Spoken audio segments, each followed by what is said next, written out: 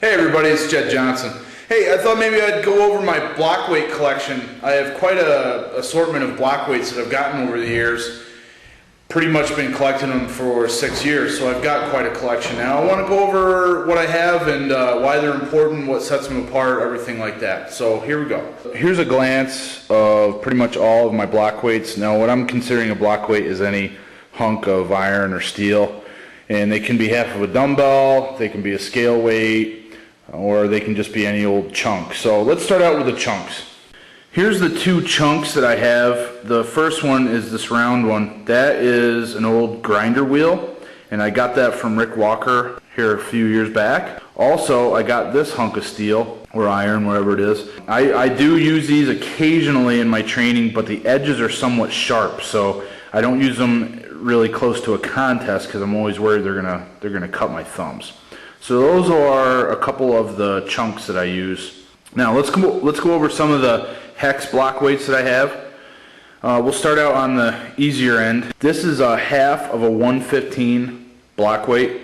Now for me, what I'll do is I'll just kind of rate these as far as difficulty. For me, this is a pretty easy lift. I can lift this just about any time as long as I'm warmed up and chalked up. It's half of a dumbbell, and I got this from the Elmira fitness facility that we train at quite a bit, and you'll see lots of our videos are shot at that gym.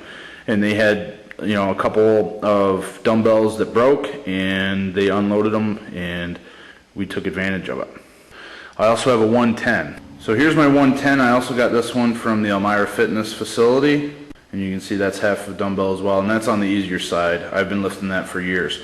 Now you can see these dumbbells are beat up, and we didn't do that in our training. That is how they came. When you get the hammer tone paint finish off of there, these hex dumbbells are much easier to lift. And I'll give you an example of what that looks like. This is a half 120 pound block weight, and I got this from a fella named Kurt Lane. He went ahead and he ground a lot of the paint off of the top of the dumbbell, making it much easier. And you can see where he didn't grind it, there's still a lot of the hammer tone paint. Now that's roughened over time from me dropping it, but it's still pretty slick. So what I do generally when I'm training for my medleys is I flip this over and grab it by the slicker part. That way it's a little bit tougher. Some more hex stuff. You can see here this is half of a 90. I honestly do not recall where that came from. I think that might have come from New York Barbell. We've bought a few dumbbells off of them over the years that they weren't manufactured properly. They ended up having recesses in them, and they unloaded them to us for cost. I have a couple of other half 115s. This 115 is the one I just lifted recently for the first time. I've had this 115 for 5 years and just now lifted it here in August of 2009. This 115 is pretty much the twin. It may have in fact even come from the same dumbbell. Now you can see the one that I lifted is much more beat up because I've been training with it for 5 years, dropping it and abusing it. This one I haven't trained with that much, and I've kind of kept it in its pristine condition. I got these from Shane Larson. Next is another half 120, and this 120 came from Clay Edgen, who, if you don't know Clay, he's one of the strongest grip guys in the nation, only he doesn't compete in grip anymore. And if he ever came back, then all the top runners would be in trouble because he is a really impressive gripster. Now, what I want to show you is what Clay did with this was pretty cool. This is actually multiple block weights in one. You can see on the top, he's got a lot of tape residue.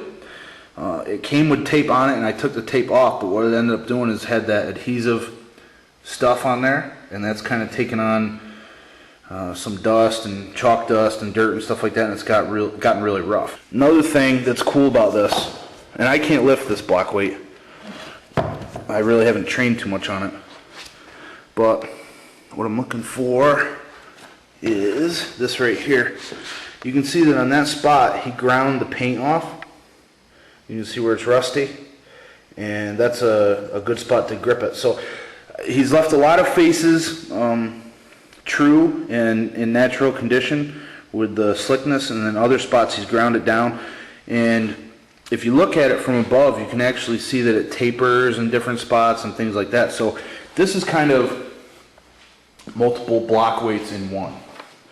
So that's a 120, and I can't lift that. Have another 110, which I can lift, and I don't recall where I got that one from either. This cap dumbbell, this is a half 120. I got this from Andrew Durniat last year, and that's like my next goal block weight to lift. Now let's look at some other things that I have.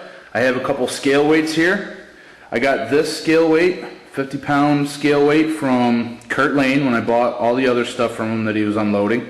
What's cool about this one is it's green, which is my favorite color, but also if we flip it over onto its side, you can see that it has a flare to the slope right there.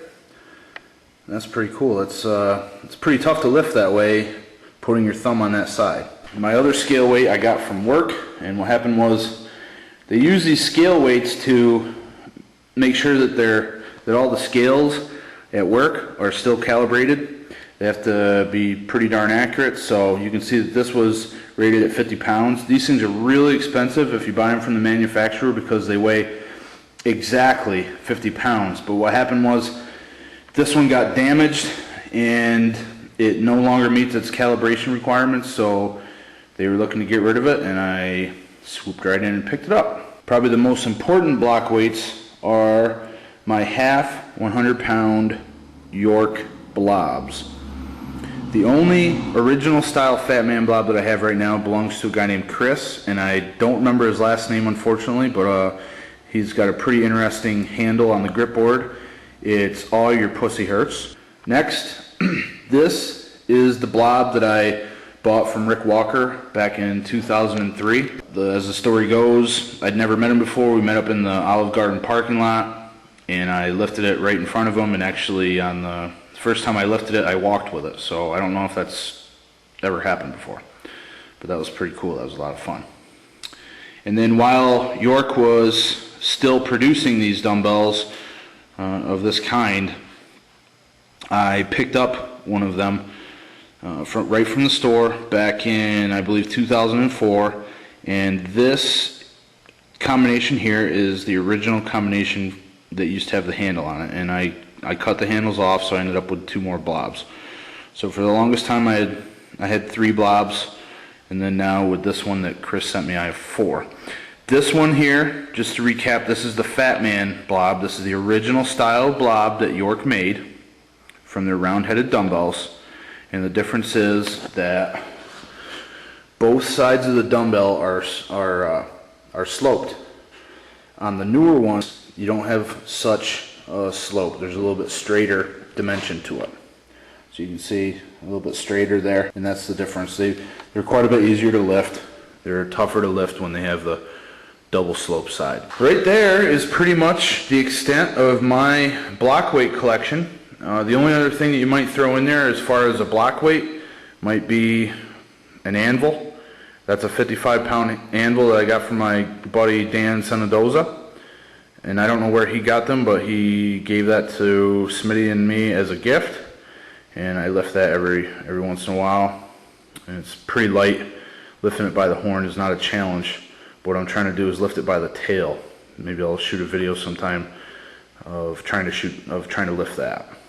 All right, well, those are my block weights, guys. Hopefully that was helpful. And what I really do suggest that you try to amass your own collection of block weights, because as Brookfield said, John Brookfield in his Mastery of Hand Strength or Grip Master's Manual, whatever it was, block weights equals hand strength, and I truly believe that.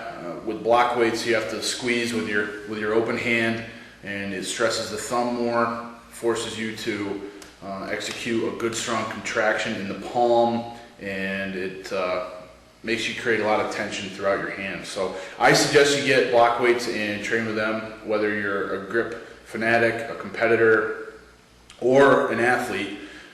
Block weights are the way to go for grip training. If you do nothing else, train with block weights. All right, if you have any questions, don't be afraid to hit me up on the website. Leave a comment here below. Whatever you need, I'll be glad to help you out with any grip training information. Alrighty, check out dieselcrew.com now. Thanks a lot.